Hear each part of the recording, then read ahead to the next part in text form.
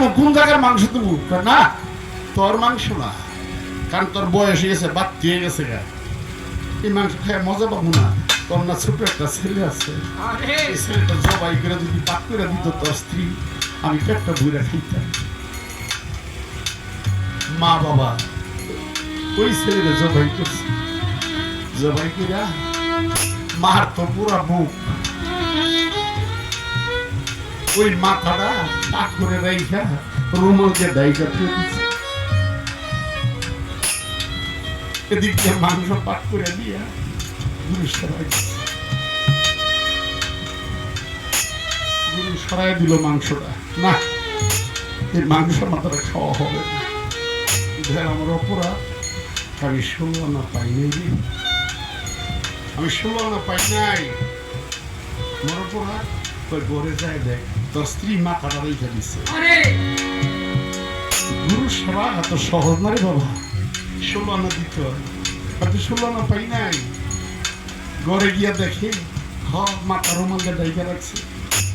তার দিদি রেখা, দিদি রে রাজত্ব দিলাম, টাকা দিলাম, পয়সা দিলাম, সব দিলাম, এই কাটা মাথাটাই তুমি কি পাইলা? আরে মাথা যদি যাই গুরু সেবা করি বলছি।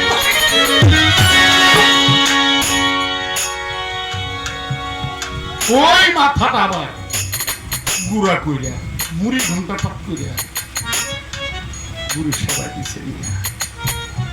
এবার কয় দাতা সেবা নিব, কিন্তু একটা নিয়ম আছে। কি? একটা ছোট্ট বাচ্চা ধরে নিয়ে আমি বাচ্চার মুখে আগে মাংসটা দিব, তারপরে আমি খাব। বাবা আমার এই মানুষ পাগল পাগল করে দৌড়ায়, কারণ আমি নিজের ছেলে জবাই করছি।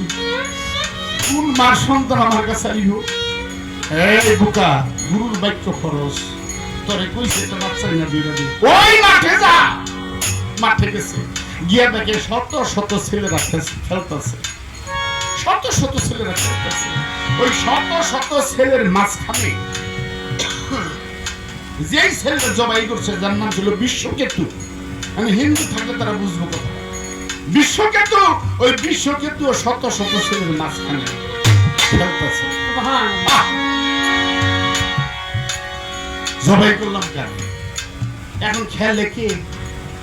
বাবা ছেলেকে গলায় ধরে জোড়ায় নিয়ে আসলে দেয়াল দেখি, এই গুরু পরীক্ষা, এই গুরু পরীক্ষা। 16 আনা দিছস কিনা, এই মনটা বাবা 16 আনা দিতে হয় গুরু দিয়ে।